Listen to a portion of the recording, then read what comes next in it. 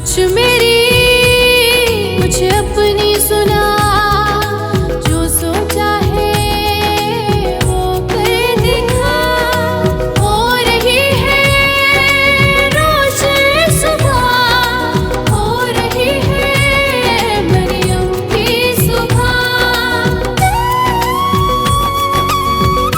मेरी वो Farooq from Christmas aesthetics clinic. आज मैं आपको बताऊंगी, मैं कराने लगी हूँ अपनी RF नीडलिंग। ठीक है, सारी ये जो चीज़ें होती है ये होती एंटी एजिंग है, तो मुझे तो इन चीज़ों का बहुत ज़्यादा शौक है और मैं कहती हूँ कि मेरा चेहरा हर वक्त स्पार्कलिंग होना चाहिए। देखिए, मेंटेनेंस तभी होती है जब आप अपने चेहरे पे प्रोडक्ट लगाते हैं और सही तरह की ट्रीटमेंट कराते हैं। तो मैं सिर्फ आपको ये दिखाना चाह रही हूँ कि मैं अपने चेहरे पे ये सारी ट्रीटमेंट्स कराती हूँ, तो ही मैंने आप लोगों के लिए ये सोचा कि आप लोगों को भी ये कराना चाहिए। तो आज मेरी ट्रीटमेंट रिकॉर्ड होएगी and then you can see, and उसके एक हफ्ते के बाद भी मैं आपको इसका डिफरेंस दिखाऊंगी, क्योंकि इन RF नीडलिंग में थोड़ा सा डाउन टाइम होता है, क्योंकि नीडल्स आपके स्किन में पेनिट्रेट करती हैं। उसमें हम थोड़ा सा प्लाज्मा लेंगे अपना और मेरी HS सीरम होगी एंड स्किन जो है वो पूरा रीसर्फेस इस तरह होता है कि आपका स्किन के अंदर जब पंक्चर किया जाता है और उसके थ्रू HS जाता है और प्लाज्मा जाता है तो और ज़्यादा यूथफुल आपकी लुक आती है। तो ये है इस प्रोसीजर का पूरा मतलब। बेसिकली एंटी एजिंग होता है, आपकी सैगिंग फेस को टाइट करता है, tightening effect, naturally collagen produce होता है इसके करने से। तो एक ज़बरदस्त इसका तरीका है ये करने का। मैं आपको पूरा इसका डिटेल दिखाऊंगी। अभी मेरे मुंह पे इन्होंने फेस वॉश लगाया हमारा, उसे फेस क्लीन करेंगी। उसके बाद साथ ही मतलब कि मुझे वो हम क्या करेंगे, नमिंग क्रीम लगा देंगे कि फेस साफ़ हो गया। और उसके बाद फिर 25 मिनट के बाद फिर प्रोसीजर स्टार्ट होगा जब फेस थोड़ा, क्योंकि स्किन के अंदर पंक्चरिंग हो रही होती है तो इसलिए नम किया जाता है ताकि ज़्यादा पेनफुल ना हो। लेकिन इसके रिजल्ट इतने अमेजिंग है। मैं पिछले 2 साल से ये चीज़ करा रही हूँ और मुझे लगता है इससे बेटर ट्रीटमेंट। देखिए, मैंने सिर्फ वही मशीनें रखी है जो मुझे लगता है कि मेरे फेस के लिए, लोगों के लिए इस चीज़ से बड़ा फ़ायदा होगा। तो आप देखिएगा और फिर मैं आपको बताती हूँ आगे। अच्छा जी, ये अब हम नमिंग क्रीम लगा रहे हैं।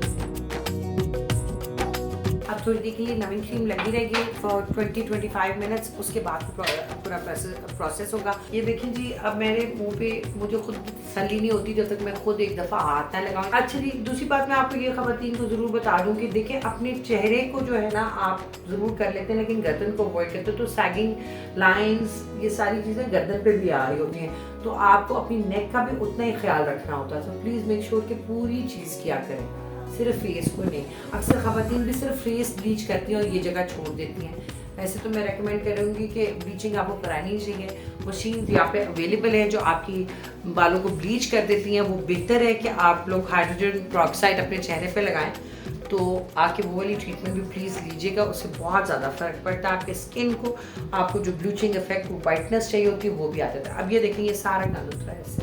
ये मेरा मेकअप, पर चेहरा साफ करेंगे, मेकअप उतारेंगे, उतना ज़्यादा चेहरा आपका फ्लॉलेस रहता है। तो हमेशा ऑलवेज मेक श्योर कोई भी ट्रीटमेंट कराने से पहले, रात को सोने से पहले, मैं भी इसमें कई बार क्लमसी हो जाती हूँ, तो आपको अपने चेहरे से मेकअप हमेशा रिमूव करना है। अच्छा जी, तो ये आप देख रहे हैं, ये मेरी RF नीडलिंग हो रही है। हमने नमिंग क्रीम उतार दी है साफ़ करके। उसके बाद जो नीडल्स हैं वो पंक्चर कर रही हैं। इसके बाद इसमें हमारा प्लाज्मा भी जाएगा और HS सीरम भी। ये बेसिकली हमारी फेस पे क्रिएट कर रहे हैं चैनल, ताकि जितनी ज़्यादा इसमें पेनिट्रेशन होगी इन चीज़ों की, उतना ज़्यादा स्किन यूथफुल लगेगा। क्यों, उस वजह से जी। तो अगर आप गौर से देखें तो हल्की हल्की ये आपकी स्किन में इतनी ज़्यादा नीडल्स एक साथ पिक कर रही होती है। बिल्कुल भी पेनफुल प्रोसीजर नहीं है। अगर अच्छी तरह नमिंग हुई हो तो बड़ा इंसान इंजॉय करता है। तो मैं तो ये सारी चीज़ें, ट्रीटमेंट्स वगैरह बहुत इंजॉय करती हूँ। लोग अक्सर मुझे कहते हैं आपकी स्किन तो बड़ी अच्छी है, आपको क्या? वो अच्छी है क्योंकि मैं ये सारी चीज़ें करती हूँ।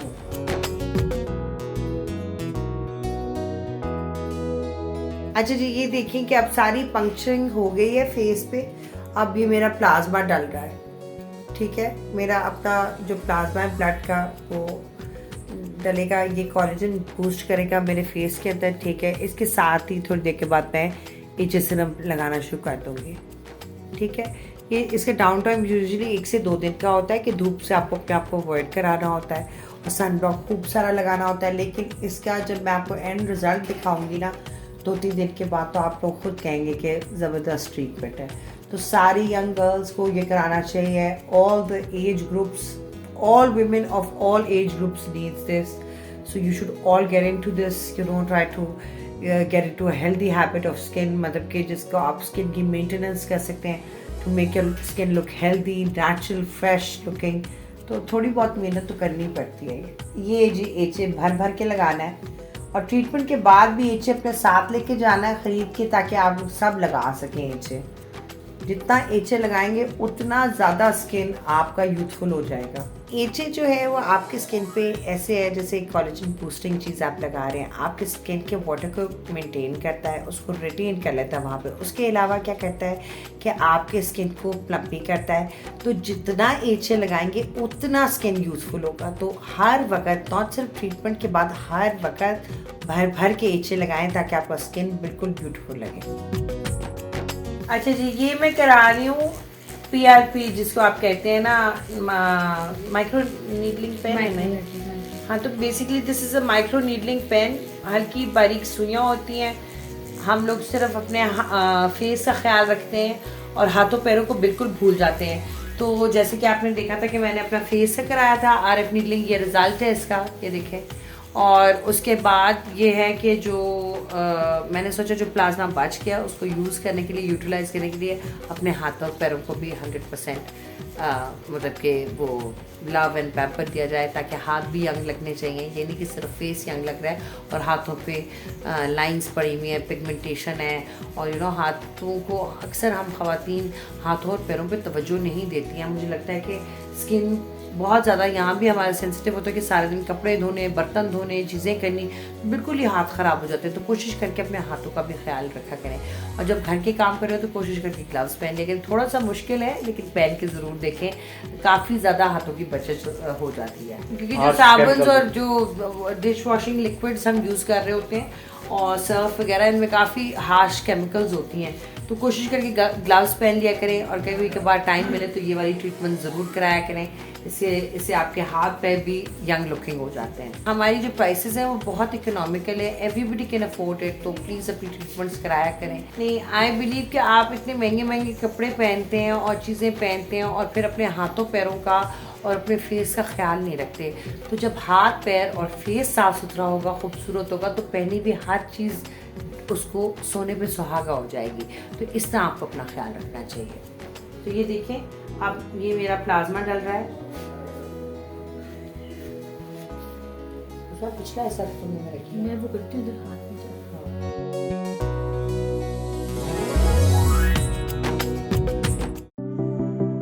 packages mo lagi. Yay! Package.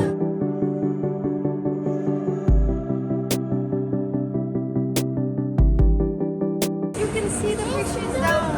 There's a striped fish. Yeah, the baby fish, the mommy fish, and the daddy fish.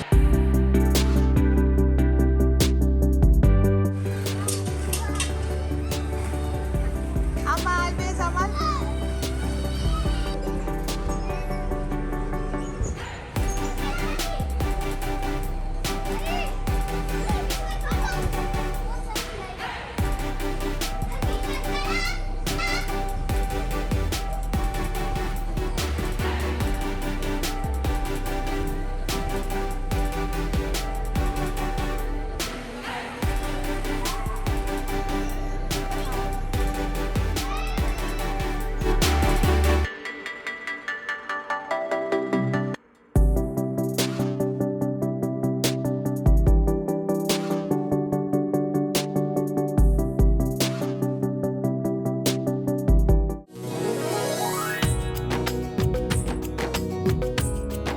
अस्सलाम वालेकुम everyone, this is me doctor Shafaq Naseem Akhtar और आज मैं आपके साथ डिस्कस करूंगी कुछ नेक और बैक पेन के हवाले से।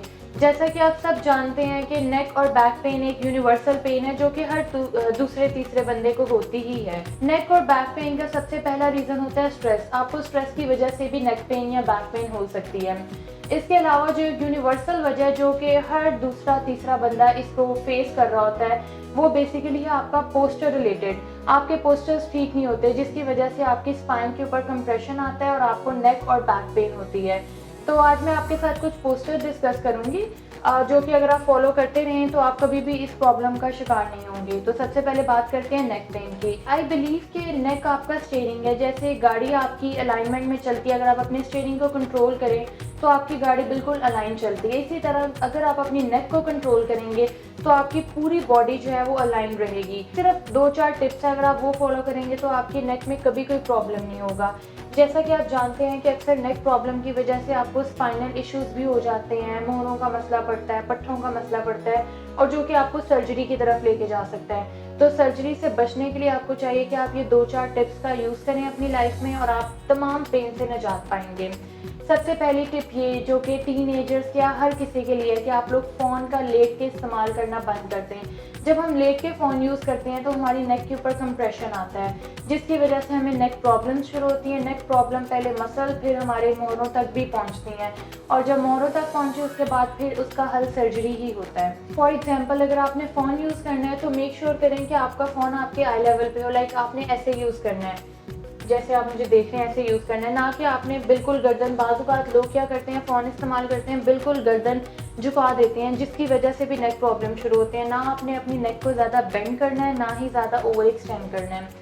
इसके अलावा अगर बात की जाए ऑफिस वर्कर्स की, तो उनको भी चाहिए कि जो अपना कंप्यूटर है, डेस्कटॉप, अपने आई लेवल के ऊपर रखें, ताकि ना उनको ज़्यादा ऊपर देखना पड़े, ना ही ज़्यादा गर्दन झुकानी पड़े। और जब आप सोते हैं तो आपका जो तकिया है वो आपके हाथ के एक गिट के बराबर होना चाहिए, ताकि आपकी नेक को प्रॉपर सपोर्ट मिले। जैसा कि बहुत लोगों को नहीं पता होगा, जो आपके हाथ का एक गिट होता है वही बेसिकली आपका ये गर्दन और शोल्डर का जो एरिया है उसको कवर करता है। ये बेसिकली उतना ही एरिया है जितना आपका ये एरिया है। तो अगर आप अपने हाथ की एक गिट के बराबर तकिया उसकी मोटाई यूज़ करेंगे तो बेसिकली आपकी जो प्रॉपर नेक है उसको सपोर्ट मिलेगी। तो ये है कुछ नेक के टिप्स, अगर आप करेंगे तो आपको कभी भी कोई नेक का प्रॉब्लम नहीं होगा। बात करते हैं बैक की। पहली बात तो ये, आपको प्रोलॉन्ग सिटिंग नहीं करनी चाहिए। जैसे कि ऑफिस वर्कर्स हैं, वो ऑलमोस्ट कोई 6-8 घंटे लगातार बैठे रहते हैं, तो उनको चाहिए कि वो बिल्कुल अपनी एक ही जगह पे ना बैठे रहे, हर आधे-पौने घंटे के बाद उठें, थोड़ी सी चहलकदमी करें और बैक केयर का इस्तेमाल बिल्कुल लाजमी करें। बैक केयर बहुत ज़रूरी है। अगर आपके पास बैक केयर नहीं है, बैक केयर वाला कुशन नहीं है, तो आप नॉर्मली भी जो घर में सोफ़ों के ऊपर जो कुशन पड़े होते हैं आप वो भी कमर पे रख सकते हैं, ताकि आपकी बैक को प्रॉपर सपोर्ट मिले। इसके अलावा अगर हम लेग्स की तरफ आएँ तो फुट रेस्ट का इस्तेमाल लाजमी करें, ताकि आपकी लेग्स को प्रॉपर सपोर्ट मिले। और इसके अलावा एक और टिप है, अगर आप चाहते हैं कि बैक पेन बिल्कुल ना हो तो सोफ़े पे प्रॉपर बैठ के टीवी देखें, लेट के टीवी देखने वाली हैबिट ख़त्म करें। और जब हम अक्सर बाज़ लोग सोफ़े पे लेट रहे होते हैं, जो कि बहुत गलत पोस्चर होता है, आपकी स्पाइन उसमें बिल्कुल ऐसे स्लाइडिंग सरफेस पे आ रही होती है, तो आपने वो भी अवॉइड करना है। जब भी आपने लेटना है आपने बेड पे ही जाके लेटना है, सोफ़े, ज़मीन, इन सब चीज़ों से अवॉइड करें। तो अगर आप ये चंद टिप्स फॉलो करें तो मैं आपको इस चीज़ की गारंटी दे सकती हूँ कि आप कभी भी नेक या बैक पेन के शिकार नहीं होंगे। और जैसा कि मैंने शुरू में बताया, दूसरी इसकी जो वजह है वो होती है स्ट्रेस। मैं आप सबसे हमेशा ये कहती हूँ कि खुश रहें, हमेशा गिव अप नहीं करना चाहिए, चीज़ों को ओवरकम करें और हमेशा खुश रहें। जब आप खुश रहते हैं तो कभी भी स्ट्रेस आपके ऊपर हावी नहीं होता, और स्ट्रेस को कभी भी अपने ऊपर हावी होने भी नहीं देना। तो आई होप कि आप ये दोनों टिप्स फॉलो करेंगे और आप हमेशा अपनी लाइफ को एक बिल्कुल पेन फ्री लाइफ बनाएंगे, ना कि मेडिसिन की तरफ जाएंगे। जैसा कि अपने पेशेंट्स को हमेशा कहती हूँ, मेडिसिन के सूनर और लेटर साइड इफ़ेक्ट्स होते हैं। पेन जो है, पेन किलर है, वो आपकी पेन को हमेशा मास्क करती है, लेकिन आपका मसला उधर का उधर ही होता है। So I never recommend medicine to my all patients. मैं हमेशा ये कहती हूँ कि जो आपका प्रॉब्लम है उसको आप ठीक करो, उसको प्रॉपर उसकी कॉज देखो कि क्या कॉज है या उसका क्या रूट है जिसकी वजह से प्रॉब्लम हो रहा है। सो अपनी लाइफ को हेल्दी रखें, डेली एक्सरसाइजेस करें, जिम करें, वॉक करें, जॉगिंग करें, अपने आप को बिल्कुल एक नेचुरल तरह से हेल्दी रखें, ना कि मेडिसिन पे अपने आप को हेल्दी रखें। So thank you so much. I hope आपको मेरी आज की वीडियो अच्छी लगी होगी। तो thank you so much. Again आऊँगी आपके साथ एक न्यू टॉपिक के साथ, जिसमें हम कुछ मज़ीद डिस्कस करेंगे।